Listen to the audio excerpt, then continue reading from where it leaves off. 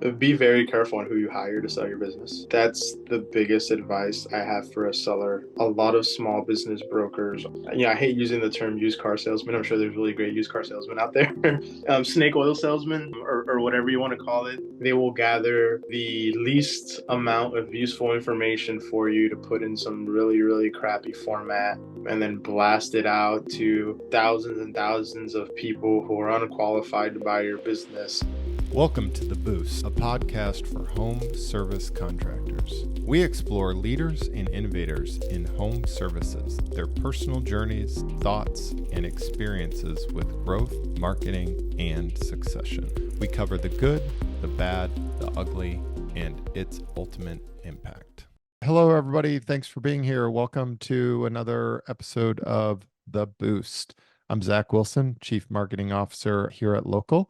Today we have Nicholas Matos, owner of Reliable Heating and Cooling in Indian Trail, North Carolina. Welcome. Hey, Zach. Happy to be here. Yeah, thank you. Thank you for coming.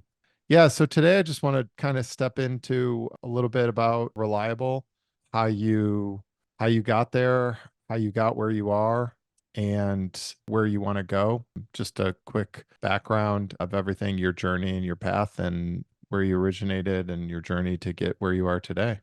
Yeah, pretty long journey. I'll try to keep it concise. So I'm originally from Miami, born and raised. Then when I was 18, I joined the Marine Corps.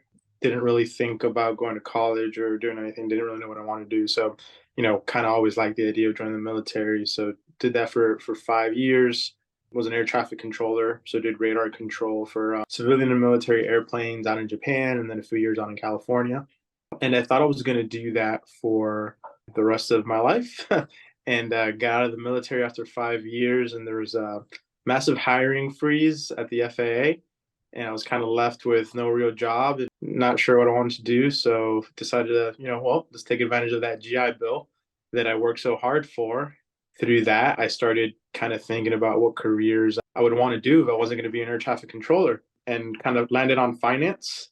Thought, that's great. I was going to be an investment banker one day. And so I got a job at Citibank as a teller, thinking I could work my way up to the top. I quickly realized that was naive, and that's not how things work. Banking is definitely one of those industries that pedigree is paramount. Banking and law, I would say. Absolutely. I was looking for an opportunity down in Miami, and I was having a hard time finding a job, but got that teller job and realized real fast, okay, this is not how I'm going to get to where I want to go. So tried a little like cold outreach and networking, and finally got someone to answer the phone, and they said, go to a better school and move to New York City. So went home, Googled best schools in New York City to become an investment banker, and off I went applying. A few months later, I moved to New York, ended up going to Columbia for my undergraduate degree, worked at JP Morgan as an intern, got a full-time offer there. About a year in, got an offer to join Jefferies on their aerospace defense and government M&A team in Charlotte. Did the banking M&A life for about 4 to 5 years. And I think about 3 years in, I kind of knew I didn't want to do that for a career. I wanted to be a small business owner. So I did a lot of on my free time looking for opportunities, looking for small business to buy, like learning how to buy a small business, and never found a good fit, but eventually partnered with a small private equity firm who was looking for, operating partners to bring on to help them find small businesses to grow, but then also relocating and running those companies for, 5 years for them before exiting. So I joined that team for about a year searching for a business when I found out my wife got pregnant, and me relocating was no longer an option. So got really hyper focused on finding something here in Charlotte. And I knew a guy in Charlotte who was an HVAC tech who'd been a tech for 18 years and knew the industry really well. So took kind of advantage of that opportunity and bought the business, bringing him with me for that industry expertise. I'm sure I skipped a few things. That's a quick 5-minute version of about 20 years of your life. Yeah, something like that. I'd say that's pretty good. Average about 20 seconds a year. That's not bad. First of all, you don't meet many people that want to be FAA controllers or air traffic controllers, I should say. That's definitely a different one. Yeah, funny story. I was in high school. A guy came in. They were talking about, air traffic controllers, highest paying job without a college degree. I wasn't really good at school, and really had no interest of ever going to college. Granted that all changed later on in my life, but I said, okay, well, if I join the military, I'm going to join as an air traffic controller. Just kind of went with it, which is a story of my life. I just kind of, oh, that seems interesting. Let's go after it. I was going to ask, how does that even come about? Does that start with childhood fascination, excitement with planes? I mean, got to be some connection there, right? No, nothing. It was literally, I'm about to graduate high school, don't want to go to college. I have no idea what I want to do, but grown-ups have to make money and pay bills. This nice man just came into our classroom and started talking about air traffic controllers and how cool it was and what a great job it was. And I said, all right, why not that? Why not me? That's a good feather in the hat to those career days. They have an impact and create some variety there for the kids out there. This is to all you career people, middle school and high school. Give some kids something to chew on, i.e., air traffic controllers. So going back to the small business thing, you just look at HVAC or heating and cooling. Did you look at other home services, other small businesses? This is sort of tangential, but there's a really big movement taking back Main Street and buying small businesses.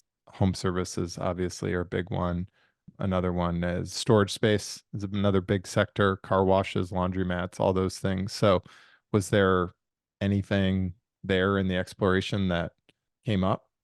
Yep, I looked at everything under the sun. I spent a year of my life before I bought this business while I was working with that private equity group where my whole job was industry brainstorming, reaching out to small business owners, having conversations with them, digging into different industries. So, plumbing, HVAC, chemical mixing and distribution, pharmacies, Gotcha. you name it. And I probably thought about it or looked into it. And so going back to that, just given that subset that you mentioned, pharmacies, HVAC, plumbing, what was HVAC? Was it just another, not to pick on you, path of least resistance? Looking for a small business to buy, it's a tricky thing, right? You want something that's not so complicated that you feel comfortable learning it or surrounding yourself with people who know it, and your knowledge being enough to where you can run the business without necessarily know how to do a certain thing. But it can't be so easy that the competition is just go through the roof. For example, car washes are really, really popular one. It is so expensive to buy a car wash business now because so many people are like, oh, car wash, it's easy, it's simple, the operations are simplified. So, the multiplier, through the roof on that. HVAC businesses also, if they're big enough, multipliers are through the roof. So it's just a combination of industry, reoccurring revenue profile, the size, because the price has to make sense for you to go to buy it. Right. So it's a combination of a lot of those things. HVAC just happened to be one that checked all my boxes. Other than I have no industry experience, but I had that covered with a partner that I was able to bring on with me. Right. Right. That's obviously super helpful, is having that trusted, skilled person that, in this case, on the reciprocal side of the business, that can actually do the work. Yeah. That's important. What about exploring starting from ground up, or was that never in the mix? It was definitely in the mix, and we had thought about it, kind of looking at how much are we investing to acquire this business and its assets versus what it would cost us to stand something up from scratch. There's pros and cons. If I could go back and do it all over again, would I start from scratch? Maybe. But there's a lot of value in buying something that's already established. Generating revenue from day one is Right. huge. Even a small dysfunctional business, having a small set of customers, even again, if it's dysfunctional and not firing on all cylinders, still has some value in terms of not having to recreate literally everything. Where conversely, of course, recreating everything from the ground up, you have that blank canvas, which can be very valuable too, because you don't have to inherit anything that's actually broken and retool it. So, in approaching this, was there just one shop, if you will, that was in the mix? No, I looked at several in the Charlotte metro area. There was one that I really, really liked that was a little bit bigger, but they did a little too much commercial new construction, which Mm, isn't bad work. But when you get into your working capital and your timing of cash flows, and when you looked at what their GAAP accounting profitability was versus what actual cash flow was, and you looked at what you'd have to pay for the business versus the cash flow being generated to pay off, that loan that Yeah. you would have to get. It was really hard.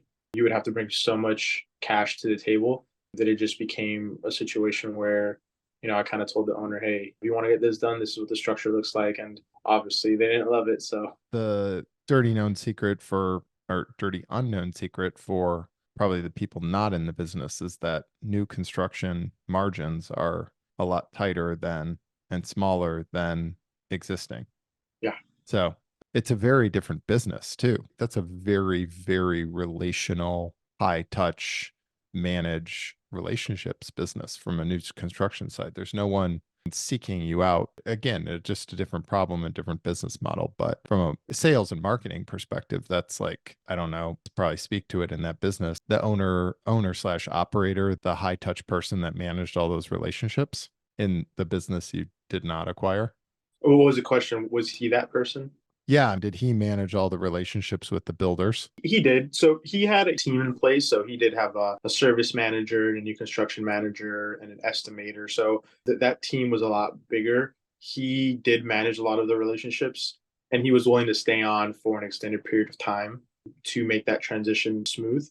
It's something that, one day we'll probably get into, but if you're trying to get into a small business and cash flow is important, that's a tough one to pay a premium on when you can go 90 days without seeing any money after putting out a whole lot of cash. So it gets really tight real fast.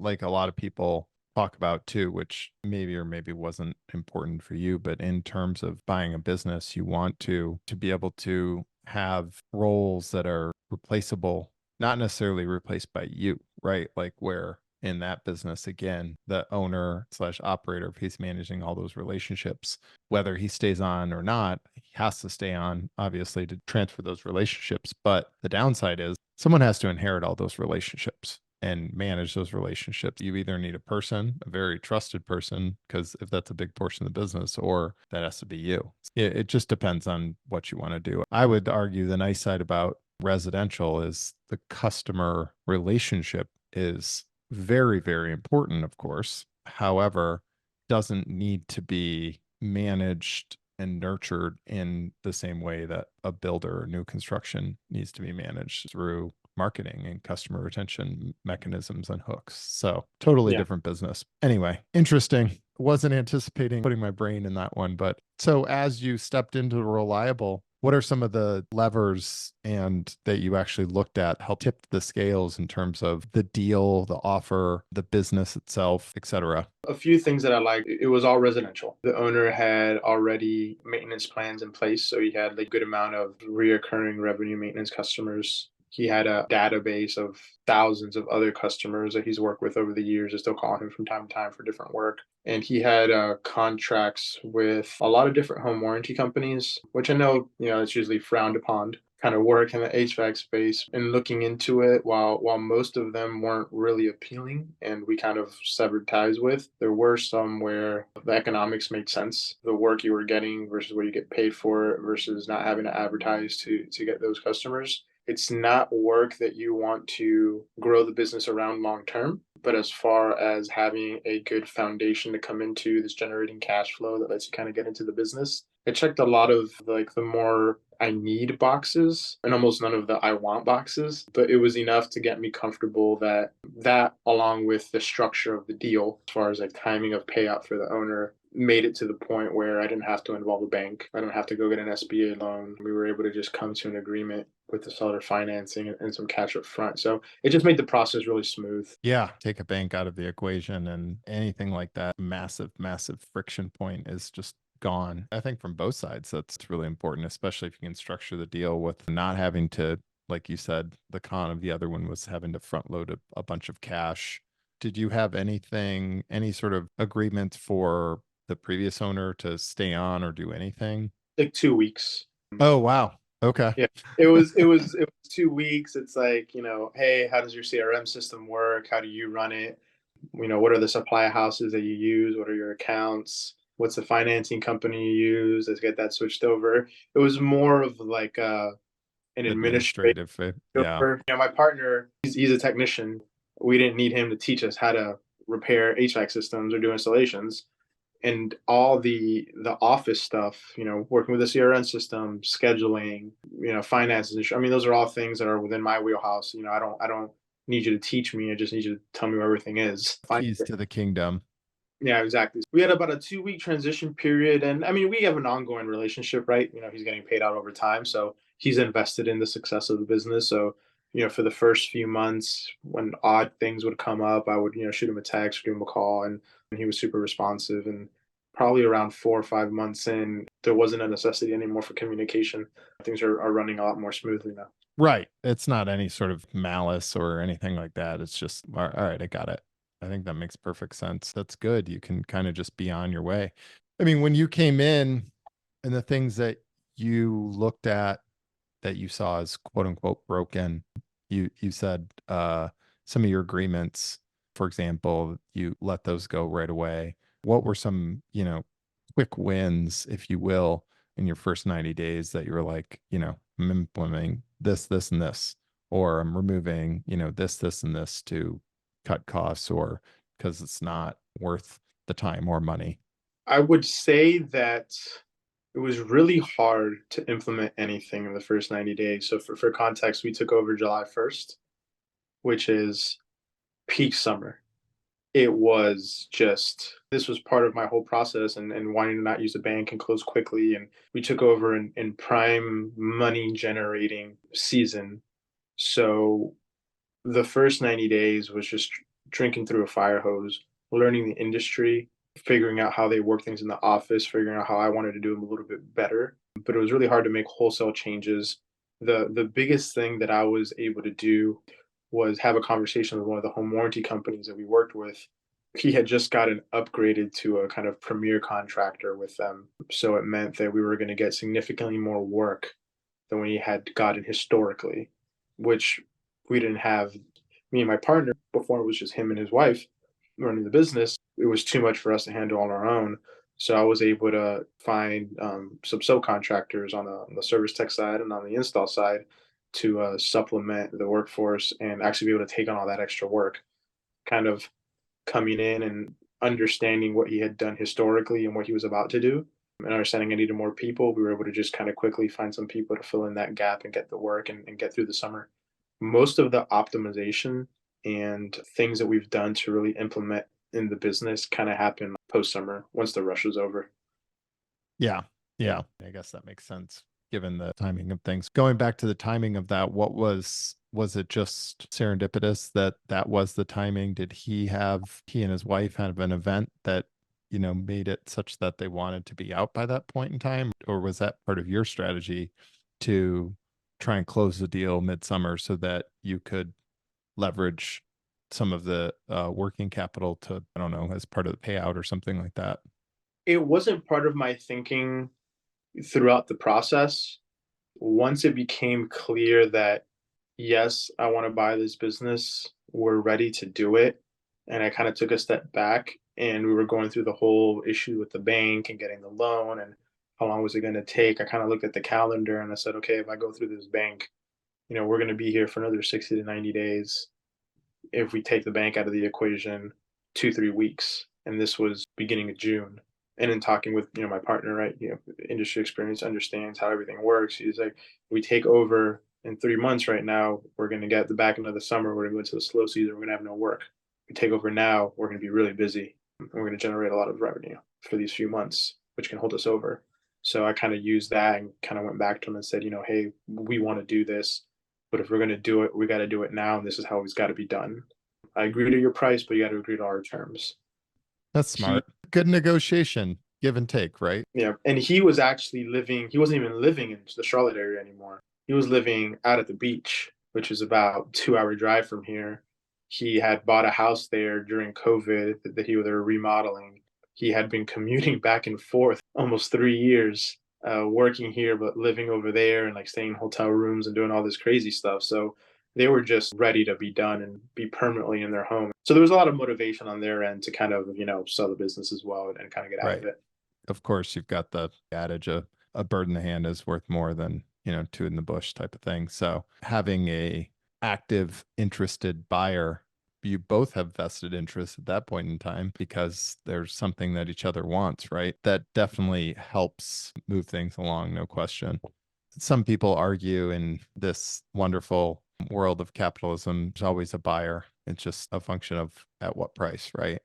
It all depends. But again, there's something there and there's an interested party. I guess just stepping out instead of 90 days, let's talk about, you're looking at the business, you're evaluating things, you're trying to get through the busy season, your first busy season. What are you looking at as your 1 to 5 year plan in terms of where to create lift, where to create growth, where to improve, cut, etc.? Yeah, so I guess, I'll say 2024 will be our first full year. So the goal for year one is really optimize our CRM system. They had a CRM system, but it was cluttered. Jobs that weren't never closed out, things that were never shown as billed, estimates that were, 5 years old that were still showed as active. It made it really hard to track your data and have good kind of fidelity in the numbers that you were looking at. So right now what I'm working on is cleaning the CRM system, figuring out other softwares that we can use to stay more organized around our, repairs and our installations. That's kind of priority number one. Using our price book. So, CRM systems come with price books, and a lot of contractors, I don't think, use them the right way. So figuring out a way to work with the supply houses to make sure we know the cost of our universal and standard equipment so we can have a tech on a job. This needs to be done. Here's a price. No calling the supply house, no calling the office, no asking for prices. So just optimizing our processes is kind of goal number one. We've gotten a lot better at, and I'm working on it every day. And then goal number two is our marketing, right? Previous owner had a website that was pretty bad, did no marketing, digital or otherwise. I mean, you could barely find these guys online even if you wanted to. So for me, it's optimize the business operationally with technology and start marketing, right? Which for me, the pillar of that is the digital marketing, the stuff that we're working on, and just see how that looks like, right? You have an idea of what you want it to look like, what you hope it looks like. Then there's a reality of what it actually looks like. And, once you get a baseline, you can more accurately predict what next year is going to look like and what the following year is going to look like. Year one is processes, systems and processes, marketing baseline. By year three, I want to have an office manager, install manager, service manager, like a real team in place. And by year five, we should be kind of reach our goal. I call it my medium term goal. I don't know what my long term goal is yet. My medium term goal is $10 to $15 million revenue business. We'll call it healthy margins. We'll see what that looks like. Yeah, that's awesome. So just for clarity too, and for me and all the people listening, when you bought the business, you talked about CRM. Did you have a big database of active or inactive customers? Or how did you use that, evaluate that in terms of, value of the business? There was a big database of customers, about 4,000 customers in the database. About 100 of those are loyalty members. They're paying us monthly to service your system. You had about another 300 to 400 of those, which is, what I would call active customers, customers that would call us on a yearly, every other year, consistently over time. Loyal. That's Yeah, definitely has loyalty for sure. yeah.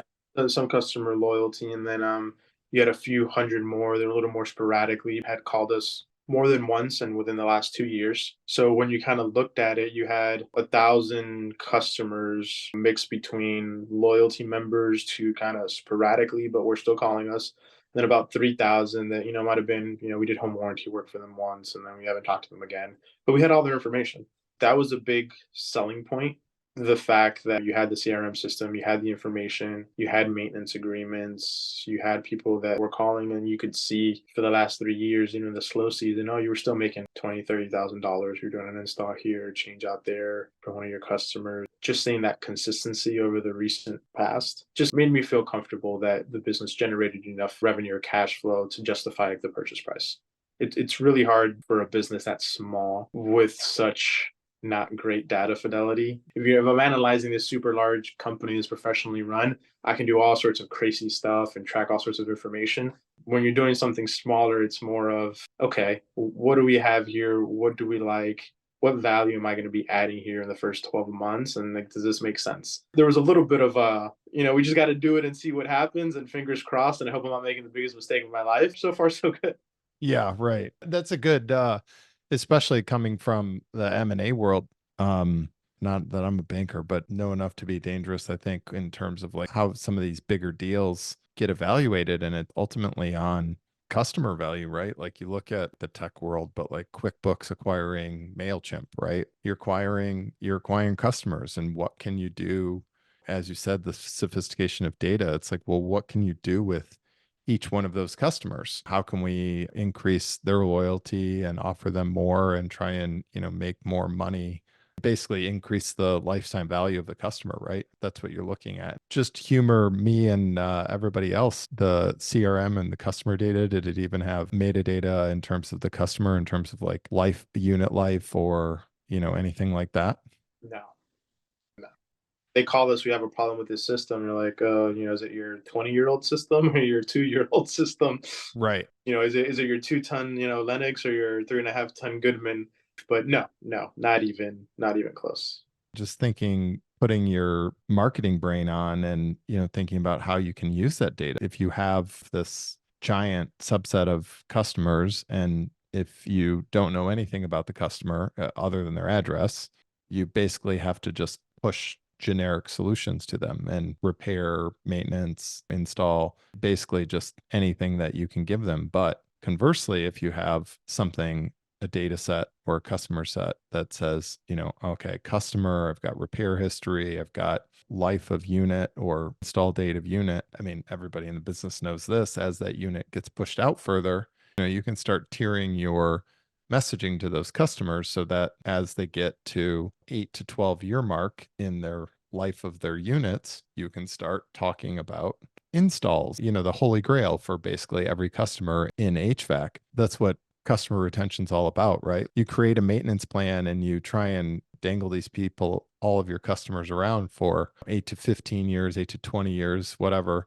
you know, how many of those there are, but there are some, until that event happens when they're like, oh, voila, here, I get to do my big project. I get to replace everything, full replacement. So that's what all the customer retention's for. So that's pretty interesting. I've talked to some other people, similar backgrounds to you in banking, come in that have gotten books of databases, CRMs that both looked like what you just said. And obviously there's you. Basically, you've got a phone book, right? Yeah. It's all you've got versus what I just described, which is all this metadata and really, really tightly kept records where, again, even if you don't have the operator or team in there to do what I just described with all that data, buying that, getting the right systems in place to do those things, again, that sort of that lifetime value of that customer is just going to be much higher. So did they have, in terms of analyzing, I was thinking about this when you were talking about the database, did you look at,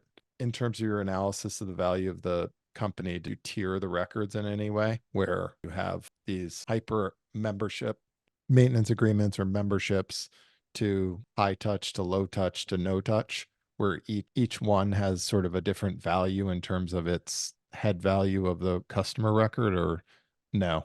No, no, didn't get that deep into the analysis. The most that we did was just looking at the maintenance customers, kind of, the loyalty members, and then customers that had more than one service visit over the last, I think we did 5 years, just to get a sense of what a real kind of customer base looked like. We didn't get too deep, and part of it honestly was when deals are that small and the purchase price is so low, trying to get that level of information from an owner who isn't really great at even using their CRM system to begin with becomes increasingly painful.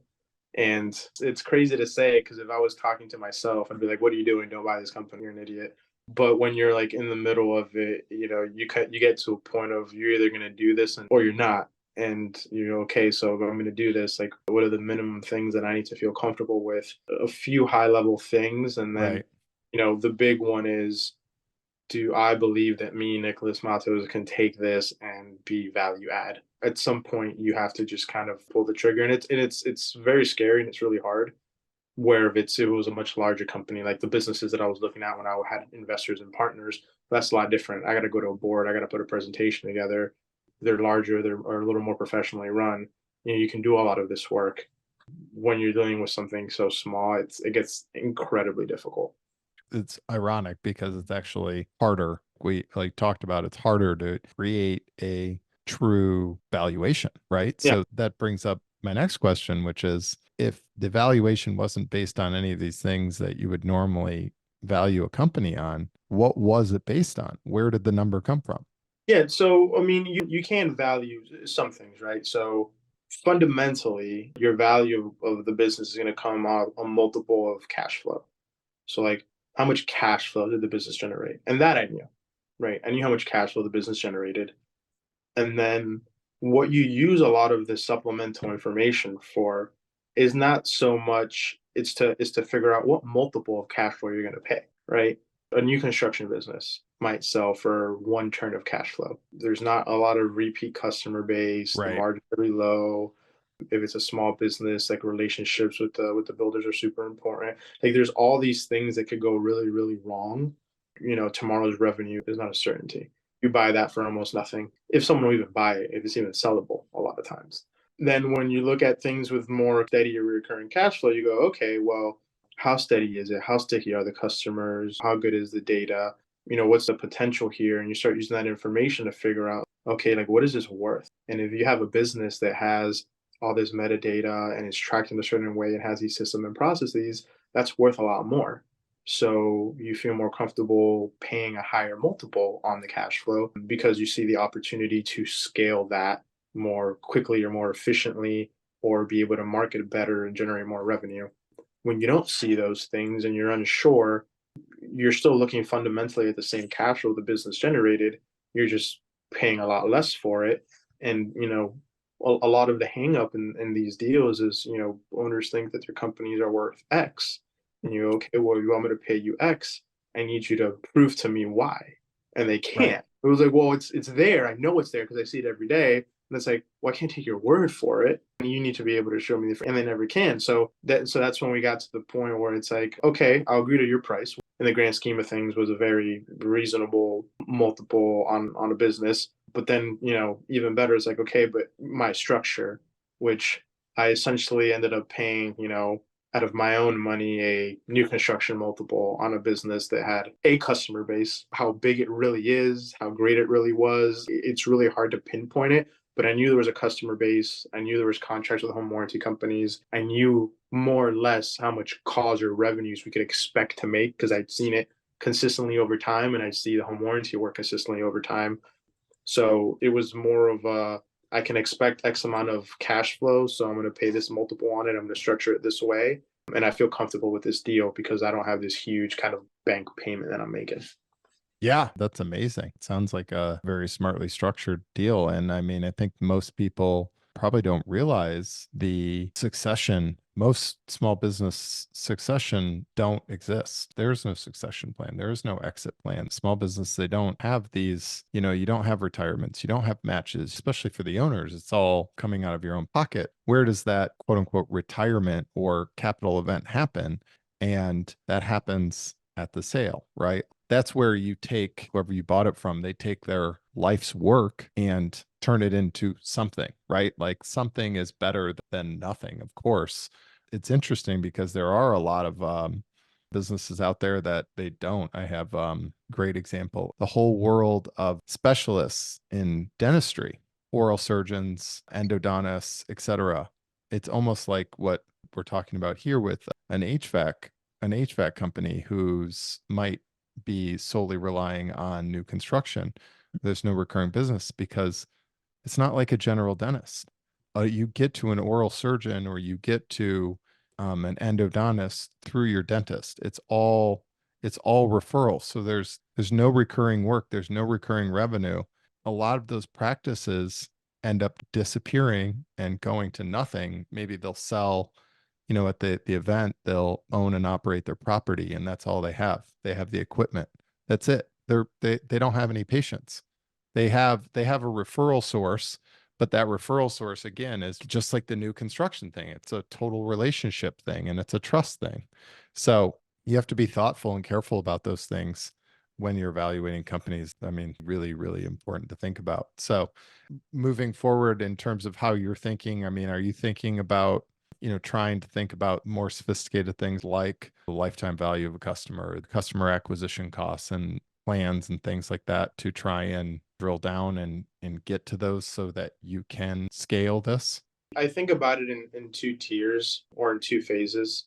Phase one right now for me is getting the business to the point where I have enough time to think about these things more deeply and do the research and figure out how I want to structure our systems and our processes. Eventually, it'll probably lead to creating a custom CRM to do things more in the way that I think they should be done to be the most effective. Because House Call Pro, Service Sign, they're all great, but they have their limitations. If you really want to be forward thinking in not just capturing data, but streamlining processes and procedures and assigning tasks to employees and tracking that and alerts and creating a situation where your business is optimized in the ideal way, these systems have their limitations. So right now, for me, it's really about scale to a point where the business is not too overwhelming to manage with the resources that we have today, to allow me to take a step back from being involved in the daily operations of the business, where then I can sit back and think about it more holistically. Like, Right. Go out on a call with our techs, go on an install call or an installation, you see their processes, be in the office, see the answering of the phones, get a more holistic picture of the business, and then start working on, okay, how do we implement these data capturing measures, these systems, these processes in a way that don't just make sense for us in the office looking at screens and numbers and answering phones, Right. for the people in the field doing the work. And I get excited about that stuff. Like, that's what I get excited about. That's what I wanted to do. Um, but the reality of buying something really small and being an owner operator and wearing all the hats is, there are only so many hours in the day. So we're probably going to be in phase one for the first 2 to 3 years. The real exciting stuff where you start going, okay, what stuff that other people aren't doing or they should be doing or the very few people are doing, how can I do it better? That comes more later down the line, unfortunately. Right. You look at a lot of these stories, unicorn stories, people ratcheting up to very large, very sophisticated, successful companies. And what did they do to get there? And unfortunately, the common thread is a lot, right? There isn't just one thing. Really great customer service or really great marketing or really great sales, really great recruiting, really great branding. It's kind of death by a thousand cuts where you've got to do a lot of little things great. And those things will eventually come together to create success. I do believe with a lot of things, they are small businesses. We both concluded a lot of them are not very sophisticated, and got to roll up your sleeves and do the work, right? One day at a time, one thing at a time, it will eventually come together. So that's a good segue to, at this stage, being an owner of a HVAC company. If you were to go back to June of last year or whatever, what do you wish you could go back, tell yourself, or do differently? I mean, is there anything? There's so many things. I would say that I would maybe try to get a little bit more creative to have a bigger kind of war chest capital in my back pocket. In the deal, in the structure of the deal, you're saying? Not in the structure of the deals. So one of the reasons I wanted to do this on my own was because I have a very specific vision of what I want this business to look like. And it's not to grow it and then sell it to some private equity firm. For me, this is a long-term hold, and I want to continue to invest and grow small companies in the area, but to do it in the way that I want to do it, treating employees. And obviously we're here to make money, but money doesn't necessarily have to be the end all be all priority, because I get to decide how much money I want out of the business, and I can distribute money to employees as I see fit, where a lot of other companies are not willing to do that, or if they're private equity owned, it's really hard to do that, or they incentivize employees in ways where employees start doing really not great things in the field. And do it the way that I really wanted to do it, I had to have full control. And to do that, I had to kind of just suck it up and put up the cash myself and do things within my means. If I could go back and do it again, I would have maybe reached out to a few people who I thought could share that same vision, who still realize that doing things this way, was still a outsized return on your investment and you're going to get anywhere else. And I would have gone into it with a little bit more money to kind of accelerate some of the things I want to do faster. That's probably the only thing that I would really go back and do differently. Everything else, learning on the fly and like having to go the hard work and going through the headache, that's part of it. You got to get through it. Let's be honest, as long as you're not a total turd, that's the easy thing. Yeah. Yeah. Yeah. I mean, you just You just got to do it. The last question is, if you could, anyone out there in the marketplace that's looking to buy or sell, given what you've recently gone through, well, let's break it up into two questions. Let's talk about the buy side. What advice would you give them based on your experience? So to a buyer, I would think very hard about what you want long term. Why are you doing this? And then set some real serious expectations of what the journey is going to look like. The idea, if you're on your own buying a small business, you're not going to make a lot of money at first and you're going to have a lot of headaches. And is that worth the outcome that you really want, right? Is that your end goal versus going out raising capital and being beholden to others, right? Because you have a board and you have people that you have to talk to, but you get a lot of money up front. You get a lot of the headaches out of the way. You can pay yourself. You can do a lot of things. So I would say if you're someone who has the background or ability or can get people to fund you a substantial amount of cash to go out and make an acquisition, think really deeply about doing it on your own versus doing it with other people's money and what that means for your end goals. That's probably the biggest thing. If I had ended up doing it with a private equity firm, I probably would have been fine, but I really wouldn't be working towards what I really want. Right.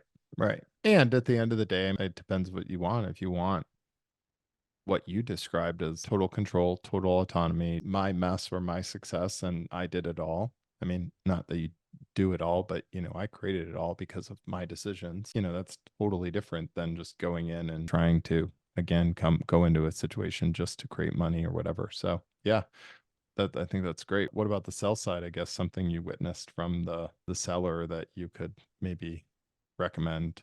My biggest thing for seller, if you're a small company, like let's say less than $500,000 in cash flow or EBITDA or profit or whatever you want to call it, be very careful on who you hire to sell your business. That's the biggest advice I have for a seller. A lot of small business brokers, I hate using the term used car salesman. I'm sure there's really great used car salesmen out there, snake oil salesman or whatever you want to call it. They will gather the least amount of useful information for you to put in some really crappy format and then blast it out to thousands and thousands of people who are unqualified to buy your business while setting unrealistic value expectations for you.